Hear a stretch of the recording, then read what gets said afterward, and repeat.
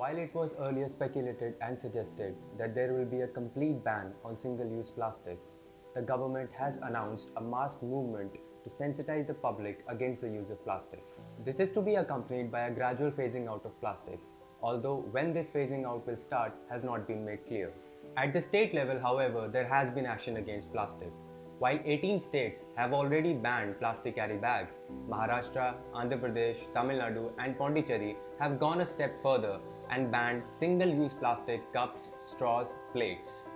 Recently, Chandigarh also approved its final notification on the same.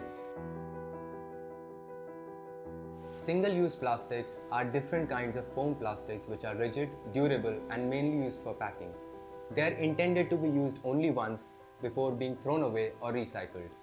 Globally, these kind of plastic packaging make up for the largest industrial sector at 36%. For now, the government is planning to ban 5 such products: straws, plastic cups, plates, small bottles, and certain type of sachets. These take thousands of years to decompose and thus stay in the oceans, soil, and below above the surface.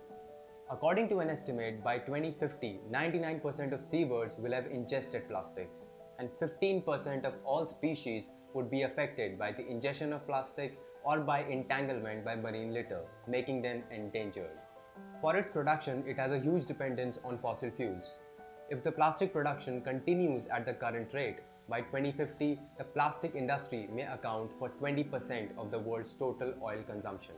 Further, as a recent report highlighted, single-use plastics contribute to greenhouse gas emissions at every stage of its life cycle, from its production to its refining and to the way it is managed as a waste product. It means that by 2050, plastics will contribute to up to 13% of the total carbon budget, equivalent to 615 coal-fired power plants. It is estimated that 1 to 5 trillion plastic bags are used worldwide every year.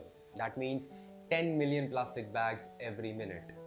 If tied together, these plastic bags could wrap around the earth 7 times every hour.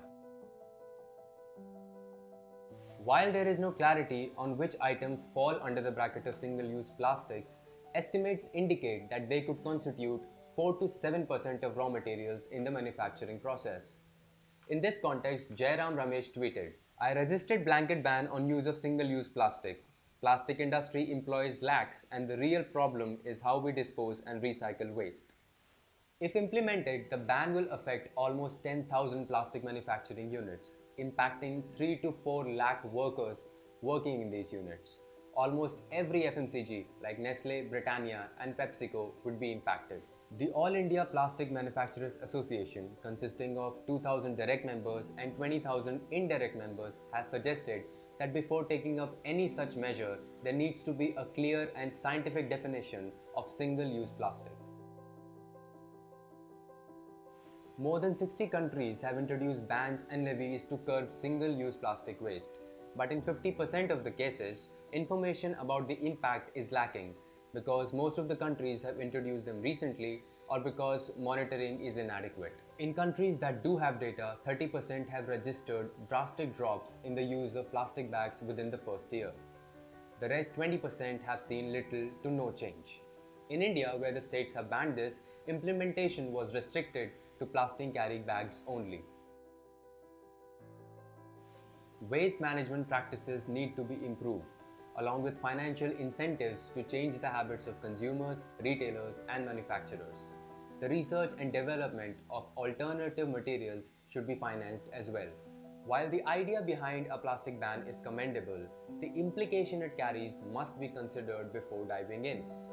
Phasing plastic products out seems a better way to go, but this must be matched with real deadlines and proper implementation if we are to combat this issue.